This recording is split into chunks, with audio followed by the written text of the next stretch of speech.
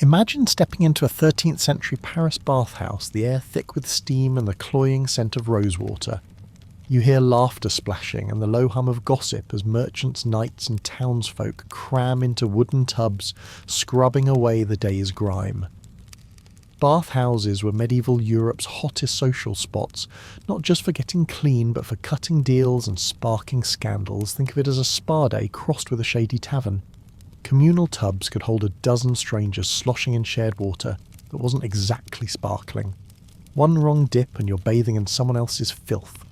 They'd toss in herbs or oils to mask the stench, but the mix of sweat soap and intrigue hung heavy. Some bathhouses even doubled as brothels, with attendants offering more than a scrub queue. The church's outrage calling it a den of sin. Yet for all the moral panic, you'd see priests sneaking in, claiming it was for purity. The streets outside might reek of sewage, but inside you're lulled by warmth and the promise of cleanliness, even if the water's murky by the third round. It's a bizarre slice of medieval life. They craved cleanliness, yet danced with disease in every shared splash. Like Share Tell Us Your Creepiest History Fact, would you brave a medieval bath? Picture yourself in a dim 14th century workshop, the air sour with the reek of boiled animal fat. Soap making was no lavender-scented craft. It was a grim ritual of slaughterhouse scraps, ashes and sweat. You'd see vats bubbling with tallow from pigs or sheep mixed with lye so caustic it could burn skin raw. The result, a gritty, foul-smelling slab that medieval folk swore by for scrubbing their hides clean. Congrats, you've got soap that smells like a butcher's floor. Wealthy types might demand a fancier version spiked with herbs or imported oils, but for peasants it was lye and grit or nothing. The process was so vile soap makers worked on city outskirts, banished like lepers to keep the stench at bay. Yet this was their ticket to godliness, or at least to not reeking like the stable. Imagine rubbing that greasy ashy paste on your skin, hoping it doesn't peel you like an onion. It's medieval hygiene at its weirdest, a quest for cleanliness born from blood and bone. Share your thoughts. Would you slather on this medieval masterpiece? Step into a 13th century noble's bathing chamber where the air's thick with the cloying perfume of rosewater and cloves. Knights fresh from the battlefield didn't just scrub off mud, they doused themselves in exotic oils, imported at king's ransom from the Levant, all to smell like some chivalric influencer. Picture you're one of them, sinking into a wooden tub, servants pouring scented water while your armour clinks in the corner. It's less about hygiene and more about flexing wealth. Think medieval TikTok, but with chainmail and ego. These guys believed a noble scent made them closer to God, or at least better than the peasant reeking of onions. But the irony that rosewater's masking sweat blood and the faint whiff of the open sewer outside. Some knights even carried pomanders, little metal balls stuffed with spices, swinging them like a medieval air freshener. The obsession was absurd, yet deadly serious. Smell bad and you're no better than a serf. It's a bizarre snapshot of medieval vanity where a knight's bath was a status symbol, not a shower. Like Share Tell Us, would you splash on the medieval cologne? You're a 14th century peasant hunched over a bucket, scrubbing your skin raw with lye soap that burns like a bad decision. This isn't some spa day fantasy lye made from wood ashes was so harsh it could strip paint, yet it was your only shot at clean in a world where filth was a lifestyle. The soap's gritty grey and smells like regret, leaving your hands red and stinging as you scrape off dirt from a day in the fields. Cleanliness was next to godliness, they said, but it felt more like punishment. Imagine sandpapering your skin to impress a priest. Unlike knights with their fancy oils, you're stuck with this caustic sludge made in some back alley cauldron by a soap maker no one invited to dinner. And the kicker, you're dodging rats and muck in the street right after. So what's the point? It's medieval hygiene's cruel joke, scrub till you bleed, then wade back into the filth. Share your creepiest history? Fact, would you survive a peasant's bath? You stand shivering in a 13th century stone church, the air heavy with incense as a priest drones about purity. Before Mass, you're expected to dunk yourself in a cold wooden tub, a ritual bath to cleanse your soul, not just your body, for communion. They called it godly hygiene, but the water's a murky soup shared by a dozen others, and you can't shake the dread of what's floating in it. Medieval folk believed a good scrub washed away sin, yet the irony stings that same water could carry the plague's whisper, a grim gamble for salvation. Some hauled buckets to holy springs thinking divine favour made the water safer, spoiler it didn't. The church pushed these rituals hard, but you're wincing as the icy water bites the priest's chants, echoing like a warning. It's a bizarre dance of faith and filth where cleanliness meant risking death for a shot at heaven. Like Cher tell us, would you dip in for divine approval? Step out of the bathhouse into a 14th century London street, and the stench hits like a punch raw. Sewage flows in open gutters, a medieval plumbing fail that makes modern landfills smell like roses. You dodge chamber pots dumped from windows, their contents splashing with a sickening slosh, while rats scurry over your boots. Townsfolk swore their bathhouse visits kept them pure, but out here cleanliness is a cruel joke. Imagine wading through a sewer to get to your yoga class. Some streets had kennels, ditches meant to channel waste, but they overflowed with every rain, turning paths into sludge. The church called it God's will. You call it a nightmare. Wealthy folk might toss herbs on the ground to mask the reek, but it's like spraying perfume on a pig. This is medieval life unfiltered. You bathe, you pray, you still sink in filth. Share your creepiest history. Fact, could you stomach these streets? You're in a bustling 14th century bathhouse, but it's not just steam and soap. There's a barber in the corner, razor gleaming ready to shave your beard or spill the latest gossip. Barbers ran these joints in medieval towns, turning bathhouses into one-stop shops for hygiene and hearsay. Think of it as a medieval barbershop quartet, minus the singing plus more scandal. The air's thick with the scrape of blades and the splash of tepid water as you sit in a tub, while the barber spins tales of cheating merchants or wayward knights. His services might include a trim, a leeching or a whispered tip about the Lord's new mistress. It's absurdly multifunctional. You're here to get clean, but you're also dodging his shaky hands and the tub's murky dregs. Some barbers even moonlighted as surgeons so that nick on your cheek could lead to a cure you didn't ask for. This is medieval multitasking at its weirdest, where a bath could get you a haircut, a rumour, or a close call with a quack.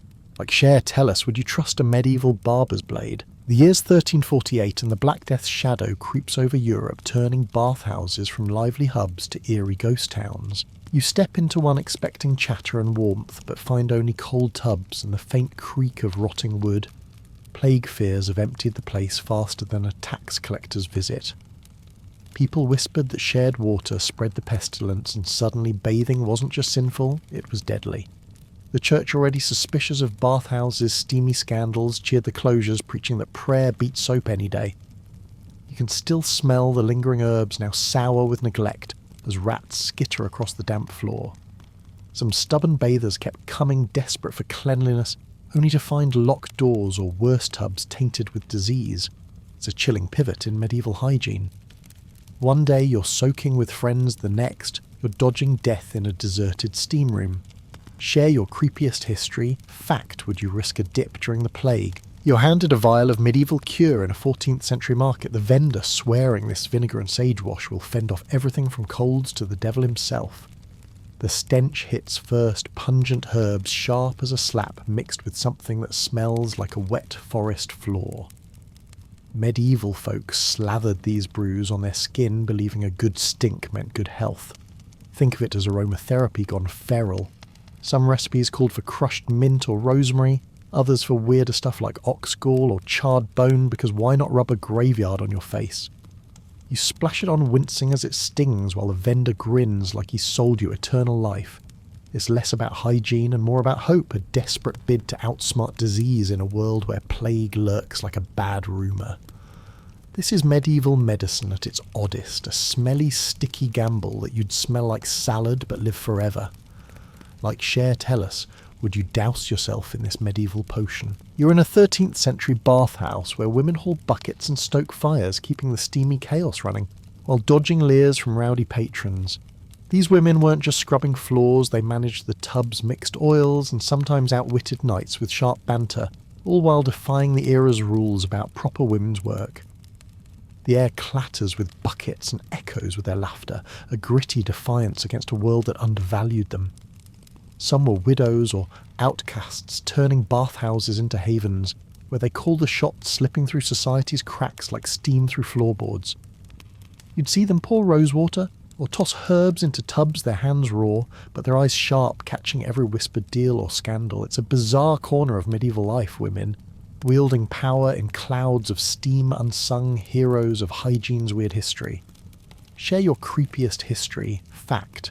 Would you join these women in the bathhouse hustle? You're trailing a 14th century noble through a muddy London street, their cloak trailing a cloud of lavender so thick it could choke a horse. These elites doused themselves in perfumes, lavender, musk, even ambergris from whale guts, just to mask the city's stench of sewage and decay. It's eau de royalty, or, as you'd call it, eau de desperation, a desperate bid to smell divine while wading through filth. They'd sprinkle rose petals on floors, or clutch pomanders, metal orbs stuffed with spices, swinging them like medieval air fresheners to ward off the reek and maybe the plague. Imagine the absurdity. You're draped in silk, but one wrong step lands your velvet boots in a puddle of who knows what. The scent obsession wasn't just vanity. It was survival, a way to scream, I'm better than this muck in a world where everyone's nose was under attack. This is medieval high society where perfume was power and stench was the enemy. Like Cher, tell us, would you spritz to survive the medieval streets? It's 1350 and you're staring at a dry, cracked tub in a shuttered bathhouse, the air heavy with dust and dread. Plague paranoia turned bathing into a medieval boogeyman, whispers spread that water opened your pores to bad airs, letting death slip in like an uninvited guest. The church fanned the flames, preaching that soaking was sinful, a gateway to disease or worse temptation. Better to stay gritty and godly, they said. You can almost hear the creak of empty bathhouses abandoned as fear overtook faith in cleanliness. Some clung to old habits, splashing in secret, but most swapped tubs for prayers, their skin itching under layers of dirt. It's a chilling twist in medieval hygiene. One day water's your saviour. The next, it's a silent killer in a priest's sermon. This is history's weird pivot where myth drowned out reason. Share your creepiest history, fact. Would you skip the bath to dodge the plague? You're ushered into a 14th century royal bathing chamber where a gilded tub gleams under candlelight, and servants scurry like ants to heat water for the king's soak. This isn't just a bath, it's a circus of pomp with attendants pouring rosewater and sprinkling herbs like they're staging a royal Instagram shoot. The king lounges, his every splash a performance, while you catch the scent of lavender clashing with the faint whiff of court sweat. They'd haul in barrels of water, sometimes warmed over open fires, just to keep His Majesty's toes cosy. Imagine the medieval equivalent of a 5-star spa, but with more bowing. The absurdity peaks when you realise the same servants dumping chamber pots are now chanting praises over the tub. A king's bath was less about hygiene and more about power, a spectacle to remind everyone who's boss. This is medieval excess at its splashiest, where even washing was a crown flex. Like Cher, tell us, would you bow to the king's bubbly throne? You slip into a 13th century bathhouse, the steam so thick it hides whispered secrets and stolen glances. These communal tubs were medieval hookup spots where merchants and maids soaked side by side, and a lingering look could spark a scandal that would ruin you by dawn. The air hums with hushed laughter, and the clink of coins changing hands. Some attendants offered more than soap-turning bathhouses into dens of gossip and forbidden flings. You're splashing in water that's seen too many bodies, the fog musking who's watching whom, while the church outside rages about sin. A single misstep, like brushing a stranger's hand, could land you in a moral panic, branded a sinner by Sunday. It's thrilling and unnerving, like sneaking into a medieval speakeasy where the stakes are your reputation. This is hygiene's wild side, where cleanliness came with a side of chaos. Share your creepiest history. Fact, would you risk the steam for a scandal? You're wading ankle deep in a 14th century river, the same one townsfolk use for bathing drinking, and brace yourself dumping their waste. The water's a murky stew of sewage fish guts and God knows what sloshing against slimy stones as you try to scrub clean. Medieval logic said rivers washed themselves, so chamber pots and butcher scraps went straight in, turning your bath into a toxic dip. Imagine a spa day in a landfill's runoff. You gag on the stench, a mix of rot and despair, while upstream someone's tossing last night's stew. Towns tried to regulate it, fining waste dumpers, but the river stayed a liquid graveyard carrying disease faster than gossip. It's medieval hygiene's grim punchline: you're bathing in the same water, you're poisoning, chasing cleanliness in a current of filth. This is history at its nastiest, where purity was a pipe dream.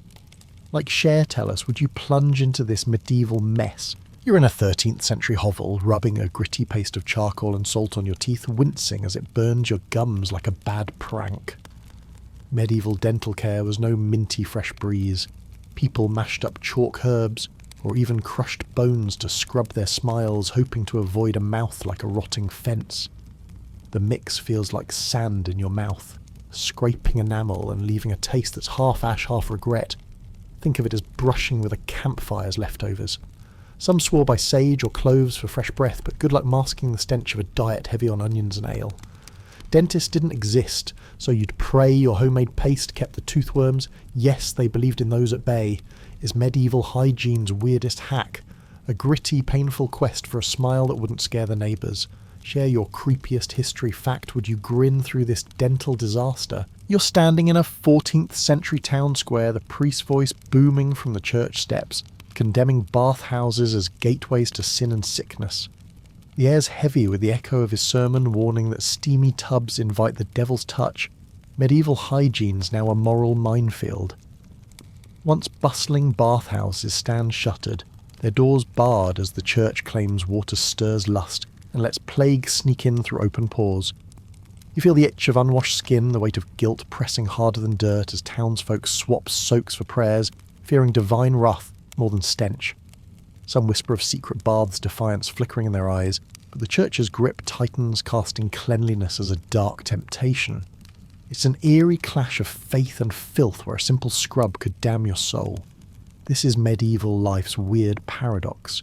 Purity preached but cleanliness cursed. Like Cher, tell us, would you defy the church for a bath? You're trudging through a 13th century forest drawn to a holy spring, where pilgrims kneel, dunking themselves in icy water that bites like winter's teeth.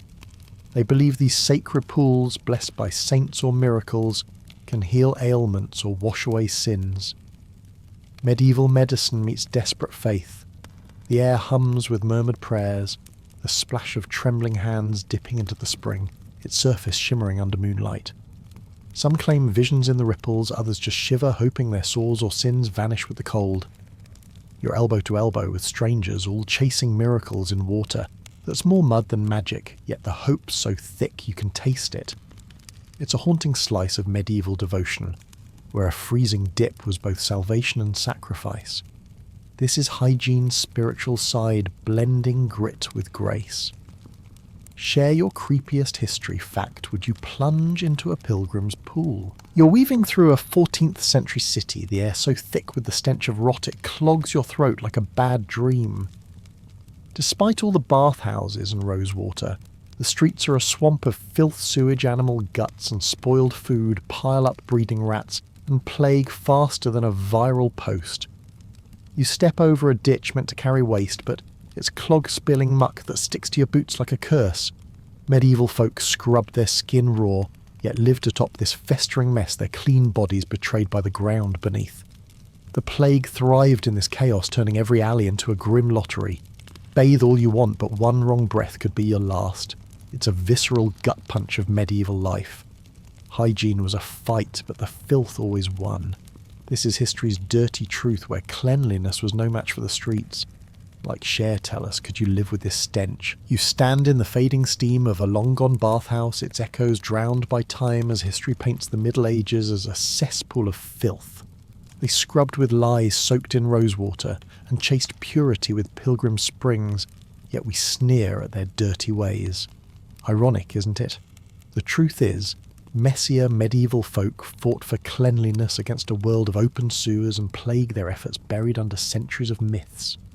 You can almost hear their defiance, the splash of water, the scrape of soap, all lost to our snickering tales of nights reeking like stables.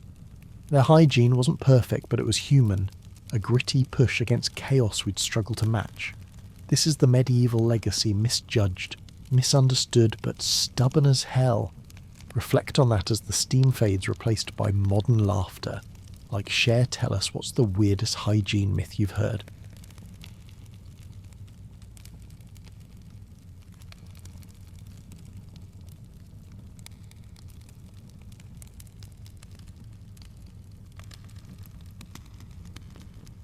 You're in a dimly lit 17th century Stuart manor, your fingers trembling as they brush the cold silver of an ornate tea caddy, its lock glinting like a warning.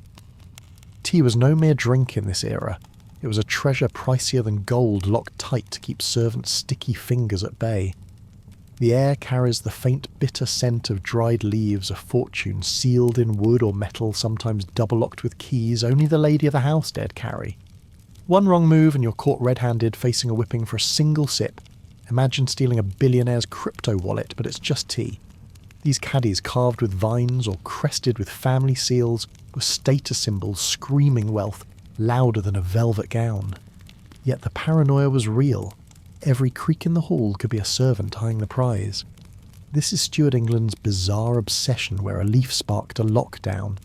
Like, share, tell us, would you risk the key for a taste? You're handed a steaming cup in a 1660s London apothecary shop. The brew's gritty texture catching in your throat as the seller swears it'll cure your headache or maybe the plague. Tea in Stuart England wasn't just a drink. It was peddled as a miracle drug mixed with bizarre additives like crushed bone or saffron, promising to fix everything from fever to a bad mood. It tastes like drinking a swamp with a side of optimism. Think of it as the 17th century equivalent of a sketchy energy drink ad. Apothecaries spun tales of tea's powers, claiming it could purge melancholy or fortify the spirit while you choke on sediment and question your life choices. Wealthy buyers shelled out fortunes for these bitter concoctions, hoping to outsmart death itself. It's a wild snapshot of human desperation where a leaf became a lifeline in a world of quack cures. Share your creepiest history fact. Would you sip this medieval miracle brew? You're crouched on a foggy 1670s dock in Stuart, England, the salty air stinging your nose as you hear the creak of a smuggler's boat unloading tea under moonlight. Tea was so pricey, taxes so steep that black market traders risked their necks to slip chests of leaves past the king's men. Think of it as the 17th century drug run, but for breakfast blends. Each sack was worth a fortune, enough to buy a horse, or land you in chains if caught. You catch the faint rustle of canvas, and the sharp tang of tea leaves mixed with the reek of tar and seawater, as smugglers whisper deals in the dark. Some bribed officials, others fought off rivals with knives, all for a leaf that fueled England's obsession. It's a thrilling slice of history where a sip of tea could cost a life and every crate was a gamble. Like, share, tell us, would you smuggle tea for a payday? You're squeezed into a smoky 1680s London tea house. The clatter of cups and sharp scent of brewing leaves filling the air as whispers of treason float between tables. These weren't just cafes, they were Stuart England's espionage hubs, where merchants, spies and nobles sipped tea while trading secrets sharper than a dagger. Picture a 17th century Starbucks, but with plots to topple kings instead of Wi-Fi passwords. You overhear a deal about smuggled tea or a rumour about the court, each word as dangerous as the scalding drink in your hand. Women sipping tea sparked scandals, their presence called unseemly by prudes, yet they held their own stirring gossip with every pour. It's a satirical snapshot of a world where a cup of tea fueled intrigue and power plays. Share your creepiest history. Fact, would you sip and scheme in a tea house? You're a servant in a 1670s Stuart manor heart, pounding as you sneak a pinch of tea from the locked caddy, its bitter scent teasing your nose like forbidden fruit. Tea was a luxury your masters hoarded, but one stolen sip, scalding earthy and worth a week's wages, could cost you a lashing or worse. The kitchen's dark, save for a candle's flicker, and every creak of the floorboards feels like the lady of the house catching you red-handed. Imagine swiping a shot of your boss's private whiskey stash, but it's just leaves in hot water. Some servants sold pilfered tea on the sly, risking everything for a taste of their master's world. It's a thrilling glimpse into Stuart England's class wars, where a single sip was a defiant grab at power. This is history's sneaky side, where even tea sparked rebellion. Like, share, tell us, would you steal a sip? You're in a 1680s tea house, the air thick with candle smoke and the clink of porcelain, as women sip tea under the weight of judgmental stares. In Stuart England, a lady with a teacup was a scandal waiting to happen. Critics swore tea-drinking women were brewing sin, their gatherings labelled as hotbeds of gossip and rebellion. Picture a moral panic where your coffee run gets you branded a witch. The church and old guard clutch their pearls, claiming tea stirred unseemly desires, while you catch the eerie glint of eyes watching every sip. These women, from merchants' wives to daring maids, defied the rules, their laughter cutting through the gloom like a blade. It's a haunting slice of history where a simple drink turned women into outlaws in their own parlours. Share your creepiest history fact. Would you brave the gossip for a cup? You're in a lavish 1690s Stuart drawing room. The gleam of polished silver teapots catching candlelight as nobles sip tea to flaunt their wealth. Every pour is a performance, each delicate cup a middle finger to anyone who can't afford this leafy gold. Think of it as the 17th century equivalent of flashing a Rolex. The air's thick with the bitter tang of tea and the sharper sting of envious glares as lords and ladies compete to serve the rarest blends, some smuggled, some spiked with costly saffron. Servants hover, pouring with precision, while guests eye the ornate caddy like it's a crown jewel. Tea wasn't just a drink. It was a status war where a single pot could outshine a rival's entire estate. It's a hilarious peek at Stuart England's excess, where leaves in a cup screamed power louder than a title. Like Cher Tell Us, would you flex with a teapot? You're holding a chip mug in a modern kitchen, steam rising as you sip tea that's now as common as air. But back in Stuart England, it was locked up like a state secret. From the 1650s to the 1700s, tea went from an elite obsession guarded in silver caddies to a daily ritual for all its bitter warmth seeping into every home. You can almost hear the echo of those early days, the clink of smugglers' crates, the whispers in tea houses, the outrage over women's teacups. It sparked scandals, fueled black markets, and reshaped society, all for a leaf boiled in water. Now, as you sip, it's a quiet nod to that wild craze, a legacy of paranoia and passion, brewed into something ordinary. This is tea's strange journey from locked treasure to your morning mug. Share your creepiest history fact. What's your weirdest tea tale?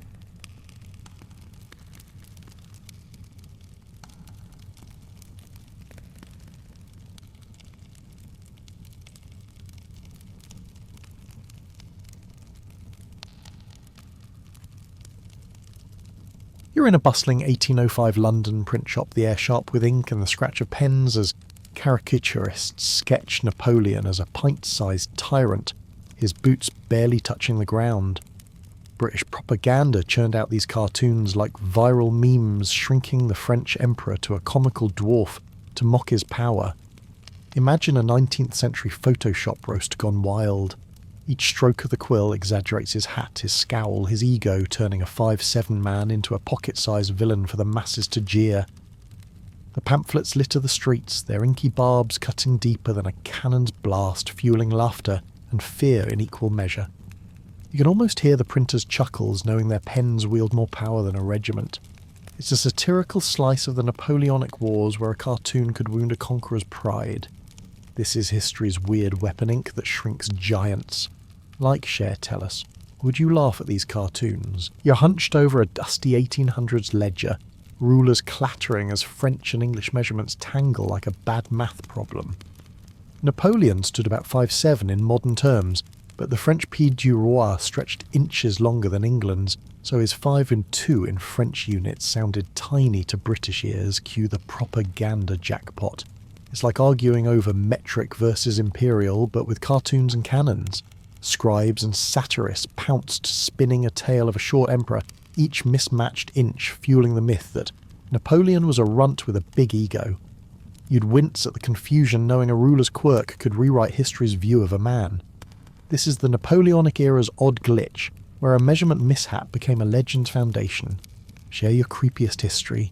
Fact, would you trust a ruler to tell the truth? You're standing in a 1810 French court where Napoleon strides past his oversized hat and boots, creaking with every step, a calculated bid to loom larger than life. He wasn't short 5'7" by modern measure, but he draped himself in grandeur from towering headgear to gilded portraits that screamed emperor louder than any crown. The air's thick with wax and ambition, his boots polished to a mirror shine, yet you catch the faint strain in his posture, as if he's stretching to fill the myth. Every outfit was propaganda crafted to dwarf his enemies' cartoons, but the irony stings the more he puffed himself up, the more those British pens shrank him. It's an eerie dance of ego and image where a man's shadow had to outshine his wars. This is Napoleon's bizarre obsession where leather and canvas fought a battle no army could. Like Cher tell us, would you wear those boots to rewrite your story? You're weaving through a crowded 1805 London street rustling pamphlets underfoot, each one scrawled with a caricature of Napoleon as a tiny tyrant, his sword dragging like a child's toy. These inked barbs churned out by British presses didn't just mock, they shaped fear, turning a conqueror into a punchline to rally a nation. The air buzzes with hawkers' shouts selling fear with every sketch while you feel the weight of a pen sharper than a sabre. A single cartoon could spark panic or pride, making crowds cheer for war or sneer at the little corporal. It's a suspenseful glimpse of propaganda's grip, where ink and lies outlasted battles branding Napoleon's name with a myth he couldn't shake. This is history's weird weapon where a drawing could wound deeper than steel. Share your creepiest history fact would you fear the cartoonist's quill. You're in an 1810 European tavern. The clatter of mugs drowned by the hum of printing presses churning out pamphlets across the continent, each one mocking Napoleon as a pint-sized despot. The short trope born in British cartoons spread like wildfire. France, Prussia, even Russia snickered at the emperor who wasn't small, but who could resist a good jab. You hear the mocking laughter, see ink-stained pages passed hand to hand, each caricature shrinking Napoleon further into myth. It's like a 19th century meme gone viral, with every tavern and market buzzing about the little corporal who conquered half a continent. The lie took root, outpacing truth as printers cashed in on the joke. This is propaganda's weird triumph where a quill scratch rewrote a man's legacy across borders. Like Cher tell us, would you spread the meme? You stand before a faded 1820s portrait of Napoleon, its colours dim, his once grand figure overshadowed by a myth that outlived him. The short lie spun by British pens clung like damp fog, turning a 5-7 conqueror into history's favourite punchline. You can almost hear the silence of battlefields now quiet, while the echo of caricatures lingers in books and whispers. That myth shaped how we see him, a tyrant, a genius, a man too small for his throne, proof that lies can outrun empires. It's a poignant end to the Napoleonic saga where ink and rumour proved mightier than his armies. This is history's strange twist, where a man's height became his shadow's measure. Share your creepiest history fact. What myth do you think outlasts the truth?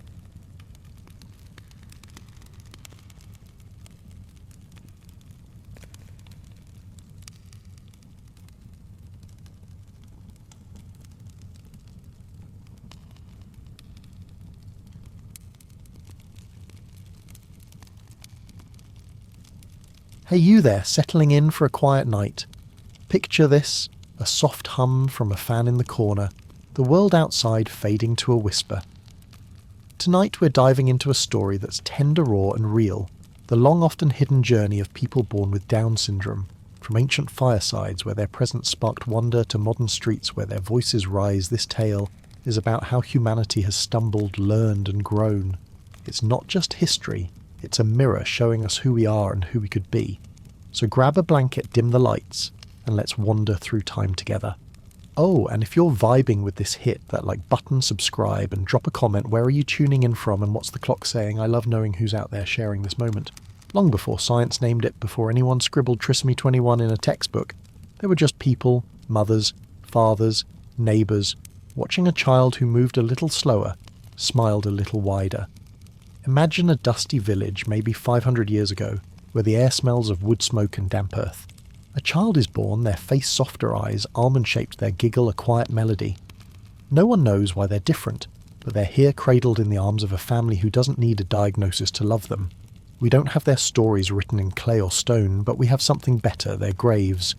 In France, archaeologists found a child from the 5th century, laid to rest with care, their small bones tucked gently among others in a sacred plot.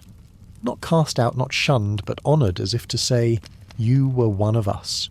That burial whispers across centuries acceptance wasn't always a stranger.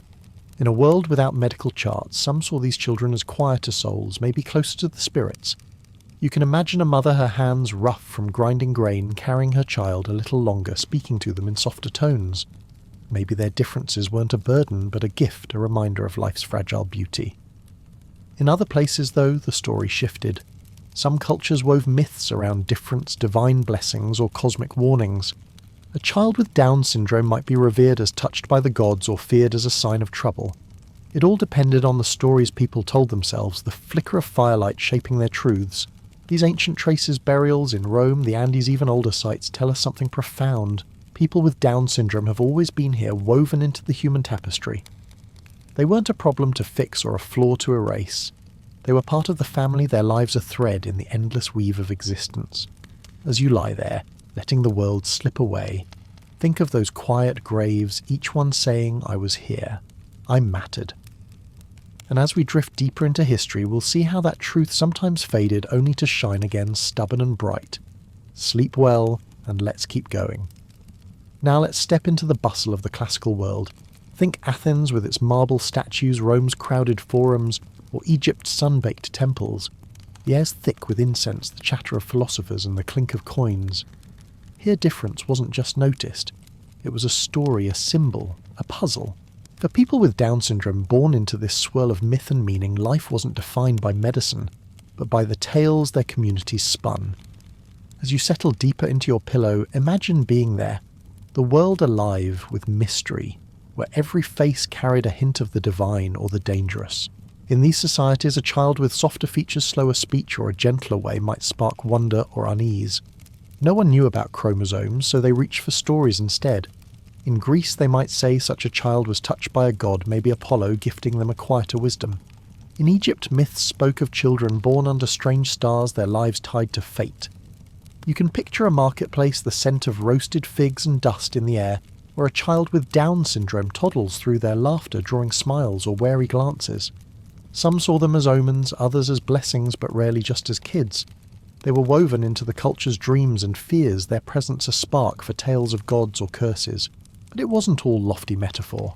In some villages, families kept these children close to their homes, filled with the clatter of pots and the warmth of shared meals. A father might carve a wooden toy, noticing his child's slower hands but brighter eyes. In others, though, fear won out children hidden away or left to the mercy of superstition. Hindu texts from ancient India spoke of karmic cycles, suggesting every soul had a purpose, but purpose didn't always mean acceptance. The truth is, reactions varied, wildly shaped by the village elder's mood or the priest's latest vision. You can almost hear the whispers. Is this child a gift or a warning? What strikes you as you drift towards sleep is how these people were never invisible. They were part of the human dance, their lives shaping stories, even if those stories weren't always kind. No rights, no protections, just the raw pulse of humanity, sometimes cruel, sometimes tender. As we move forward, that pulse will shift, cloaked in dogma then science, but never quite losing its beat. For now, rest easy, knowing these ancient souls still speak to us, their echoes soft but stubborn. Picture yourself in a medieval village, the air sharp with frost, the scent of wood smoke curling from thatched roofs. It's the kind of cold that seeps into your bones, where the church bell's clang is the loudest thing for miles. In this world, between the 5th and 15th centuries, life is ruled by faith, fear, and the heavy hand of the church. For a child born with Down syndrome, with their gentle eyes and slower steps, this is a time of shadows where difference often carries a weight heavier than stone. As you sink into your bed, let the crackle of a distant fire pull you into their story, one of silence but also stubborn survival. The medieval world didn't have words like genetics or disability. Instead, it had whispers, superstitions that filled the gaps where understanding faltered. A child who spoke late, whose face bore softer, distinct features, might be seen as a sign of divine displeasure. You can imagine the village square muddy and bustling where news of such a birth spreads like wildfire. Was it the mother's sin? They'd murmur their breath, fogging in the chilly air. A curse, a test. The church, towering over every thought, often framed these children as evidence of spiritual failing, maybe the devil's mark, maybe God's judgment. Without science to anchor them, people leaned on fear, and fear, as it does, could turn cruel. Many of these children were hidden away, tucked into the dim corners of homes, their laughter muffled behind thick walls. You might picture a mother, her hands chapped from spinning wool, keeping her child indoors away from prying eyes. Some were sent to monasteries where monks or nuns were tasked with caring for the afflicted.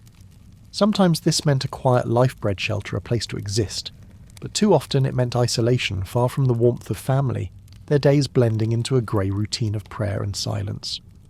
The world outside moved on its records, barely noting these lives as if they were ghosts slipping through history's cracks. Yet even in this age of dogma, there's a flicker of something human. Not every heart was hardened. Some families, some monks saw beyond the fear, recognising a soul as sacred as any other. As you drift towards sleep, think of those unwritten stories, a child's giggle echoing in a cloister, a quiet act of care that no chronicle caught. These lives, though shrouded, endured their presence, a silent challenge to a world not yet ready to see them. The story's not over, it's just beginning to stir. Let's linger in that medieval world a bit longer, where the glow of a hearth casts long shadows, and the night feels endless. Amid the harshness of superstition and rigid beliefs, there are glimmers of kindness like stars breaking through a clouded sky. For people with Down syndrome, often pushed to the edges of society, these moments of compassion were rare but real proof that love could bloom, even in the hardest soil. As you settle deeper, the hum of your fan, blending with the night, lets uncover these quiet acts that history almost forgot. Imagine a small village, the kind where everyone knows the creak of your door. A child with Down syndrome is born their slower movements and bright eyes setting them apart. Instead of whispers or exile, some families chose love over fear. A father, his hands rough from ploughing fields, might sit by the fire teaching his child to stack kindling patient with their fumbled tries. A mother might weave a simple tunic, her stitches tight with care, knowing her child's smile lights up the room more than any candle. These weren't scholars or saints, just parents who saw their child not a symbol and held them close. In monasteries where many such children were sent compassion, sometimes broke through the cold stone walls. Picture a nun, her robes smelling of herbs and dust, guiding a child's hand to knead dough, her voice soft as she hums a hymn. Some monks called these children innocents, believing their gentle nature brought them closer to God. In these sacred spaces they might help tend gardens or carry water, their days woven into the rhythm of prayer and work. Not every monastery was kind, but these exceptions where a child was seen not hidden mattered. They were lifelines in a sea of silence. Art too holds clues to this tenderness. In a few medieval paintings, figures with features resembling Down syndrome appear not as outcasts, but as shepherds, angels, or quiet saints. Were these portraits of real people loved by an artist's eye? We can't know, but they feel like whispers of defiance saying, "You belong." As you drift off, hold on to this even in an age that could be cruel. There were those who chose care, who saw beauty where others saw difference. Their quiet rebellion sowed seeds for a future still unfolding. Now let's step out of the medieval fog and into the sharper light of the 17th and 18th centuries, where Europe's buzzing with new ideas telescopes, scanning the stars, quills, scratching theories on parchment. The air smells of ink and ambition, but for people with Down syndrome, this shift from faith to reason brings a new kind of gaze, the clinical stare of science. As you nestle into your blankets, the hum of your fan a steady lull. Imagine a world waking up to observation where difference isn't just a mystery, but something to be named, studied, and too often judged. Before this era, folks with Down syndrome lived in the margins, their lives shaped by whispers of sin or spirit. But now science steps in, trading old myths for new labels. Picture a physician's study cluttered with books and glass vials where candlelight flickers over notes. In 1866, a British doctor, John Langdon Down, sits here scribbling a paper that'll change history. Working at the Royal Earlswood Asylum in Surrey, he notices a group of patients with shared traits, almond-shaped eyes, round faces, a gentle demeanour.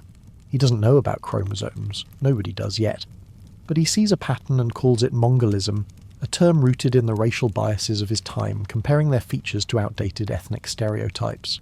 It's a painful misstep by today's standards, but back then it's a spark of recognition. Down's work isn't cruel in intent. Unlike many of his peers, he pushes for kindness, better care, structure, dignity for those he studies. You can almost hear his pen scratching his voice soft as he describes patients who laugh easily, who move with a quiet grace. Yet his paper does something bigger than he could have guessed. It makes people with Down syndrome visible in a new way. No longer just idiots or afflicted, they're a category, a condition to be studied. This is a double-edged sword. On one hand, it paves the way for research for understanding what we now call trisomy 21. On the other, it reduces people to traits of their humanity sometimes lost in the cold language of diagnosis. As you drift towards sleep, think of those patients in Earlswood, their lives now under a microscope. They're no longer invisible, but they're not fully seen either. Not as individuals with dreams or quirks, like how one might love the taste of warm bread or the sound of rain. This scientific dawn is a turning point, but it's just the start of a long road, one that'll twist through darker places before finding light. Rest now, and we'll keep walking this path together. Let's fast forward to the 19th century, where the world's churning with steam engines, crowded cities, and the hum of progress. The air's thick with coal smoke and the clatter of industry, but for people with Down syndrome, this modern age builds new walls, ones made of brick and bureaucracy. Institutions rise like fortresses, promising care but often delivering confinement. As you sink deeper into your pillow, the night wrapping around you, picture these sprawling buildings, their corridors echoing with footsteps, and let's explore a chapter that's both sobering and pivotal. Imagine a small town where a family cradles a child with Down syndrome, their laughter bright but their steps slow. Doctors with their starched collars and serious nods tell parents, your child's better off in a facility specialised care safety structure. It sounds kind, even progressive, and many believe it. These institutions, big grey places with names like asylum or home, pop up across Europe and America, funded by governments eager to organise society's edges. But step inside and the truth isn't so tidy. The halls smell of damp and disinfectant rooms packed with rows of iron beds. Overcrowded, underfunded, they're less about care and more about control. For a child with Down syndrome, life here is rigid. You wake to a bell, wear a scratchy uniform, follow a schedule carved in stone. Some are lumped with others who have wildly different needs, mental illness, physical disabilities, leaving little room for personal growth. You might picture a young girl, her eyes bright, trying to hum a tune, but there's no one to teach her, no space to play. The staff, often untrained, do what they can, but kindness is stretched thin. Families told to trust the system visit less and less, their hearts heavy with guilt. Out of sight, out of mind, and society sighs with relief thinking the problem is solved. But there are glimmers of light. In some places, a caregiver, a rare soul with a warm laugh, might sneak an extra biscuit to a child, or teach them to fold linens, seeing their smile as reward enough. Friendships form quiet bonds between residents who share giggles or hold hands in the yard. These moments, small as they seem, are lifelines. As you drift off, hold this image, a world that thought it could lock away difference yet couldn't snuff out its spark. This era is a hard one, but it's setting the stage for voices that'll soon rise loud and unbroken. Let's step into the grim shadow of the early 20th century, where the world's buzzing with factories, telegraphs, and a dangerous new idea dressed up as progress.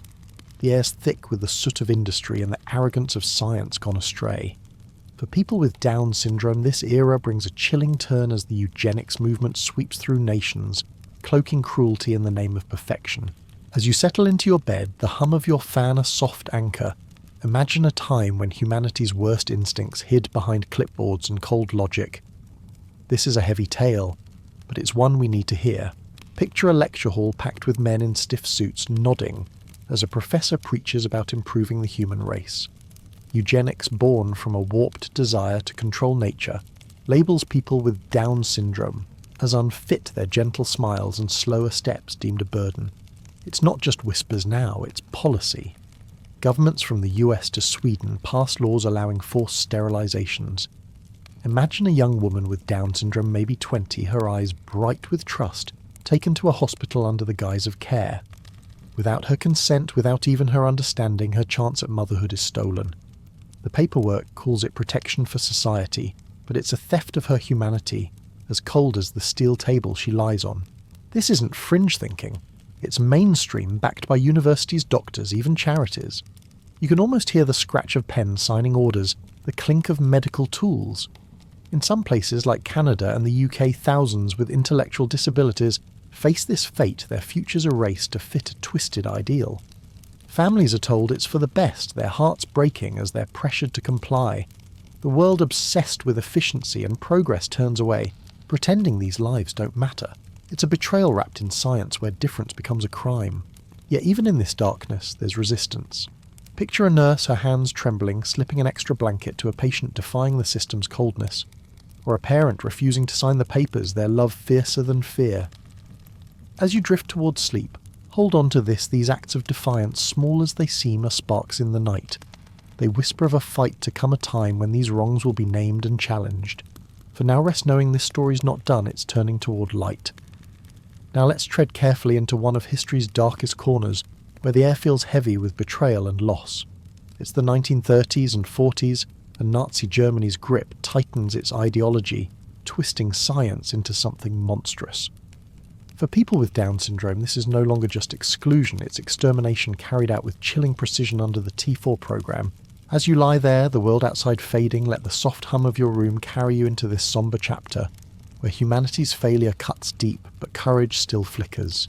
Imagine a small German town, the streets quiet except for the rumble of trucks. Families receive letters official and crisp, promising better care for their disabled children at special clinics. A mother, her hands worn from sewing, reads one hope flickering in her chest. She sends her child, maybe a boy with Down syndrome, his smile wide as he waves goodbye. But those clinics aren't sanctuaries, they're traps. The T4 program, named for its Berlin headquarters at Tiergartenstrasse 4, is a machine of death. Children like this boy, with their gentle eyes and slower words, are among the first targeted. Some are starved, others poisoned by gas or injections, their deaths hidden behind lies of pneumonia or heart failure. This isn't chaos, it's bureaucracy stamped and signed. Doctors and nurses, people who swore to heal, become executioners, their clipboards listing lives as unworthy. By 1941, when public outcry forces the program's official end, over 70,000 have been murdered, many with Down syndrome. But the killing lingers in secret, quieter, but no less brutal. Picture a hospital room, sterile and cold, where a child's laughter is silenced forever, their name erased from records. It's a crime not just of war, but of humanity itself, a reminder of how far fear can twist us. Yet even here there's defiance. A nurse slips a warning to a family risking her life. Parents hide their children, their love a quiet rebellion. As you drift off, hold this image, a world that tried to erase these souls, but couldn't snuff out their memory. This horror plants seeds of change, a reckoning that'll grow louder. Sleep now, knowing their lives, though stolen, still echo, demanding we never forget. Let's ease into the mid-20th century, where the world's picking up the pieces after the horrors of war. The air smells of fresh ink from newspapers and the faint buzz of radios crackling with hope. In the wake of Nazi atrocities, including the T4 program's unthinkable crimes, a quiet revolution begins for people with Down syndrome. Parents once told to hide, their children start raising their voices, demanding dignity, and a place for their kids in a world that's learning to value every life. As you sink into your pillow, the hum of your fan a soft lullaby picture. This shift, a spark of love turning into a movement. Imagine a small living room in 1950s America, the scent of coffee lingering, where a group of mothers and fathers huddle around a table. Their children with Down syndrome, maybe a girl with a shy grin, or a boy who loves stacking blocks, aren't cases to them. They're family. These parents are done with silence. They've heard the doctor's cold advice, institutionalize, forget, move on. But their hearts say no. They form groups like the National Association for Retarded Children, later called the ARC, swapping stories, fears and dreams. You can almost hear their voices trembling, but fear saying our kids deserve better. These aren't politicians or celebrities, just everyday folks with stubborn love. They knock on doors, write letters, and push for laws to crack open public schools, which once barred kids with intellectual disabilities. Picture a mother, her hands calloused, from work standing before a school board, her voice steady as she demands a desk for her child. Across the ocean in the UK and Australia, similar groups sprout, parents sharing newsletters and hope. The civil rights era fuels their fire, tying their fight to a bigger call for justice. Every life, they argue, deserves a chance not just to exist, but to belong. As you drift towards sleep, think of those early meetings, the clink of coffee cups, the rustle of papers planning a better future. This isn't just advocacy. It's a rebellion of the heart, a refusal to let history's shadows win. These parents and the children they fight for are planting seeds that'll grow into voices too loud to ignore. Rest now, knowing this story's turning its pulse, growing stronger with every step. Now let's roll into the 1960s and 70s, where the world's alive with change protests in the streets, music pulsing through transistor radios, and a new kind of courage breaking through. For people with Down syndrome, this is when the silence starts to crack, as their voices and those of their families begin to echo in classrooms, on screens and in hearts. As you settle deeper, the night wrapping you like a warm quilt, imagine a world waking up to see these individuals not as shadows, but as people with stories to tell. Picture a schoolyard, the air sharp with autumn leaves and kids' laughter. For the first time, a child with Down syndrome steps onto the playground, their backpack bouncing. In the US, the 1975 Education for All Handicapped Children Act swings open school doors, guaranteeing a public education for kids once locked out. Teachers, some nervous, some curious, find these students bring more than challenges. They bring joy, determination, and a knack for surprising everyone. You can see a girl with Down syndrome, her braids swinging, nailing a line in the school, play her grin lighting up the room. These moments aren't just lessons, they're revelations. Beyond the classroom, the world's starting to look. In 1979, a UK documentary, A World Apart, follows a young woman with Down syndrome, her life raw and real. Viewers may be sipping tea in dim living rooms see her not as a case, but as a person, funny, stubborn human. Families share their own stories too in essays and photos showing birthday cakes, scraped knees and love that doesn't need perfection. And then the real game-changer self-advocates. Young adults with Down syndrome step up, their voices clear at conferences saying, "We're here. We're different, not less." Imagine a young man, his words deliberate, telling a crowd, "I want to work to live to be me." As you drift off, hold this image, a world where people with Down syndrome aren't just seen, but heard, their presence shifting hearts and laws. This isn't the end, it's a beginning, a chorus growing louder. Sleep well, knowing their voices, once whispers, are now a song that won't be silenced. Let's slip into the 1980s and 90s, where the world's pulsing with neon big hair and a new kind of openness. The air's alive with the hum of dial-up modems and the crackle of change. For people with Down syndrome, this is when the spotlight starts to shift, not just to notice them, but to celebrate them. As you sink into your cozy nook, the fans hum, weaving a soft rhythm picture, a world learning to make room where inclusion isn't just a buzzword, but a movement. Grab a mental snapshot of this era, and let's dive in. Oh, and if you're feeling this vibe, hit that like button, drop a comment with where you're chilling and what time it is. Love knowing who's out there with us. Imagine a bustling school cafeteria, the clatter of trays and laughter filling the air. A teenager with Down syndrome sits with friends, maybe joking about a pop quiz or planning the school dance. Thanks to laws like the US's Education for All Handicapped Children. ACT classrooms aren't just open, they're adapting. Teachers once unsure now see these students shine, maybe in art class, where a kid with a wide grin paints a sunset that steals the show. Schools aren't perfect, but they're starting to reflect the real world where everyone's got a seat at the table. It's messy, it's progress, and it's beautiful. Outside the classroom, the world's eyes are opening wider. Picture a TV screen flickering in a living room where a magazine ad or a show like Life Goes On features someone with Down syndrome not as a stereotype, but as a person with dreams, quirks, and a killer sense of humour. Families share their stories in newsletters, their words raw and real like, "Yeah, parenting's tough, but my kid's laughter is worth it." Medical advances help too. Heart surgeries and therapies like speech or occupational training mean kids aren't just surviving, they're thriving, living into their 50s and 60s. You can almost hear the cheers at a community job fair, where a young adult with Down syndrome lands a gig bagging groceries, their smile brighter than the store's fluorescent lights. As you drift towards sleep, think of this era as a bridge between silence and celebration, exclusion and belonging. People with Down syndrome aren't just visible. They're starting to shape the world from classrooms to TV screens. Their presence says, "We're not going anywhere. Rest easy, knowing this story's gaining momentum, its heart beating stronger with every step." Now let's fast forward to the early 2000s, where the world's buzzing with flip phones, reality TV, and a new kind of visibility. The air smells of coffee shops and ambition, and for people with Down syndrome, this is when they step into the spotlight not as tokens, but as individuals with stories that demand to be heard. As you nestle deeper, the night soft around you, imagine a world where representation isn't just a gesture, it's a revolution. Let's walk this vibrant path together with the hum of your fan guiding us like a steady heartbeat. Picture a runway in New York, the lights glaring, the crowd hushed. Malene Stewart, a young Australian woman with Down syndrome, strides out, her confidence electric. In 2009, she's one of the first models with the condition to go global, her photos shattering fashion's rigid rules.